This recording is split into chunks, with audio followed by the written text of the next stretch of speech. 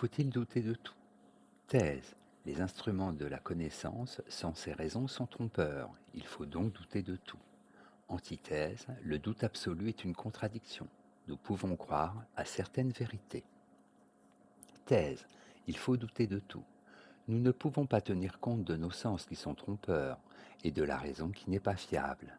Il faut commencer par douter de tout. Le premier pas vers la vérité est le scepticisme qui nous détourne de l'erreur. Premier argument. Les sens ne sont pas infaillibles. Si les sens étaient infaillibles, des objets identiques donneraient des impressions identiques. Nos visions du monde ne seraient pas multiples et contradictoires. Or, tel n'est pas le cas. La sensation du miel est agréable aux uns, désagréable aux autres. Tout discours sur le miel, à partir de nos sensations, fait seulement apparaître des affirmations contradictoires. Les informations des sensations ne font pas apparaître la vérité. Du miel en soi, nous ne pouvons donc rien dire. La vérité n'est pas accessible par la sensation. Et nous pouvons affirmer que douter des sens est nécessaire. Deuxième argument, la raison n'est pas fiable. Si le vrai est l'affaire de la raison, les hommes raisonnables s'accorderaient sur certaines affirmations. Pourtant, dans les conceptions intellectuelles, on ne voit que des contradictions. Quand Héraclite réfléchit sur le réel, il dit que tout est changement. À partir de la même réflexion, Parménide arrive à la conclusion que rien ne change. L'activité de la raison ne parvient qu'à mettre en évidence de nouvelles contradictions. Le scepticisme affirme qu'il est impossible à la raison d'affirmer ou de nier quoi que ce soit. Elle ne peut parvenir à la connaissance vraie des réalités. Il doutera donc des affirmations de la raison. Tout échappe à la compréhension, dit Sextus Empiricus. En bref, nos connaissances ne sont pas fondées en raison. Elles ne sont pas plus justifiées par les sens. Il faut donc douter de tout. Le premier pas vers la vérité est le scepticisme. Antithèse. Le doute absolu est une contradiction. En effet, pour appréhender le monde, l'être humain possède deux instruments, les sens et la raison.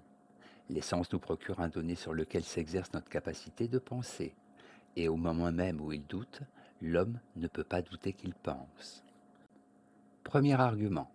Il faut cesser de douter pour agir. Le doute est une méthode pour la réflexion.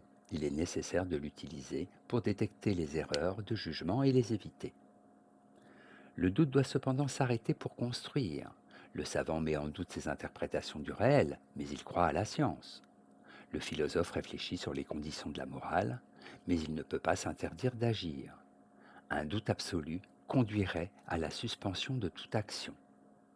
Deuxième argument, les sceptiques ne doutent pas de tout.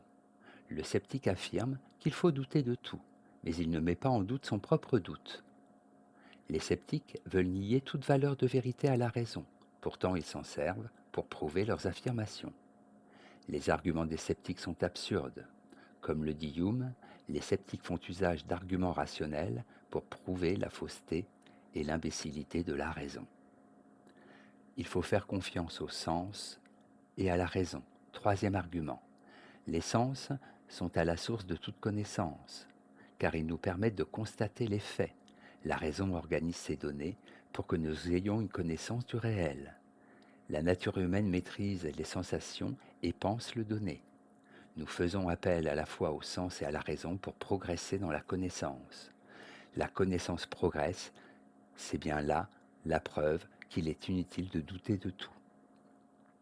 En bref, le doute intégral aboutit à l'impossibilité de penser. Or, qui doute pense. On ne peut donc douter de tout. Le doute doit seulement être passager, sans quoi l'homme ne pourrait ni agir ni connaître. Synthèse. Le doute est une méthode qui détourne de l'erreur dans nos jugements et dans notre recherche de la vérité. Le sceptique s'interroge sur tout ce qu'il croit savoir. Le doute nous permet à la fois de progresser vers la vérité et d'éviter l'écueil de l'intolérance, celui des certitudes assénées comme des vérités absolues et incontestables. Il ne faut donc pas se dispenser de douter. Cependant, le scepticisme intégral, douter de tout, conduirait à se taire et à ne plus entreprendre d'action. Cette attitude serait absurde. C'est la vie elle-même qui s'oppose au doute absolu. La science progresse, nous pouvons quand même compter sur quelques certitudes, et l'aventure du savoir n'est pas un échec, jusqu'à preuve du contraire. D'ailleurs, le doute absolu se contredit lui-même, car il pose l'affirmation du doute et, en la posant, il ne doute pas. Note et commentaire. Scepticisme. Doctrine d'après laquelle l'esprit humain ne peut atteindre avec certitude aucune vérité. Époqué. Suspension du jugement, qui intervient quand on prend conscience que l'on ne peut rien affirmer ou nier. L'époqué aboutit à la quiétude de l'âme et à l'équilibre des passions, qui sont, pour les sceptiques, le bonheur suprême. Doute méthodique. Attitude de doute adoptée par Descartes notamment, comme moyen de parvenir à la certitude. S'oppose au doute sceptique, qui est un doute définitif.